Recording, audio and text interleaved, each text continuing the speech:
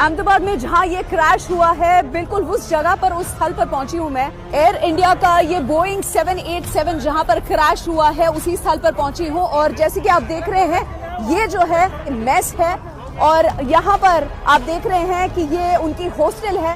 और इस बिल्डिंग को जो आग लगी है, जैसे कि आप देख रहे हैं, कांस्टेंट इस पर पानी चढ़ा के इस आग को बुझाया जा रहा है। मेघानी नगर में, अहमदाबाद में, ये जो एरिया जहां पर ये दुखद घटना बनी है, मैं आपको बताना चाहूंगी, एयर इंडिया की ये बोइंग फ्लाइट थी जिसे ड्रीम लाइनर 787 कहा जाता है।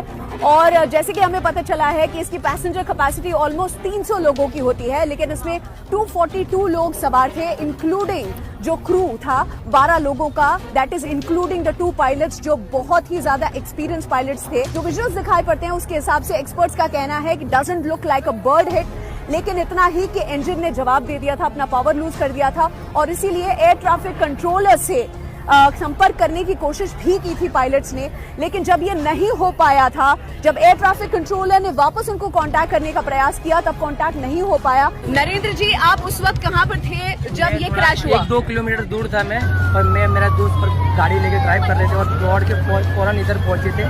और हम लोग है ना, गाड़ी जैसे दौड़ के पहुंचे ना, तो उधर इंसान जैसे पड़े थे, पुलिस लोग हम लोग को नहीं जाने दे रहे थे। और हम लोग कोशिश करके बिल्डिंग में ऊपर चढ़ के अंदर से बिना परमिशन लिए हम लोग जो है और इंसानों को बचाया। 5 लोग को मैंने खुद निकाला बाहर से। एक तो पाँव पड़ा हुआ था, कुछ ऐसे पड़ा हुआ आपके हाथ पे कहीं पे चोट भी लगी हुई है? मैंने तो भी एक इंसान को मेरे उठाया और उसको निकाल के मैं लेके नीचे आ गया और उसको सुलाया। उसने मेरे को हाथ जोड़ा, प्लीज मेरी जान बचा। ये देखिए, इंसानियत का काम इन्होंने किया है। प्लेन जहाँ पर क्रैश हुआ है उस तक जाने का अब ये रास्ता बन चुका है टीम के लिए, जो कि रेस्क्यू के लिए आ रही है। लेकिन आम जनता भी आप देख रहे हैं रुक नहीं रही है। कितने सारे लोग यहाँ पर रहते थे, कितने लोगों का घर, और पायलट ने जहाँ पे जाके कोशिश की कि मैं कितना दूर इसको जाके गिराऊं ताकि जान माल को नुकसान ना हो। और ये पायलट की सोच होगी उस क्षण के लिए। यहाँ पर एक ऐसा परिवार जिनका घर इतना करीब है, उस समय पे आपने क्या देखा?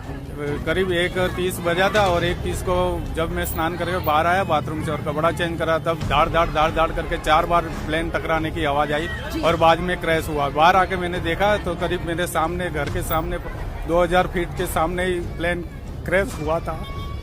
मैं समझ सकती हूँ आप कितने भावुक हो रहे हैं, क्योंकि आपने वो आवाज भी सुनी है। उन बच्चों के बारे में सोच के दिल बैठे जा रहा है कि जो कि खाना खा रहे थे मेस में। मैं घर में था और मेरे को श्योर मालूम था कि प्लेन को कहीं टकराया है और बाद में क्रैश हुआ है। और करीब 1:38 के आसपास ये प्लेन क्रैश हुआ।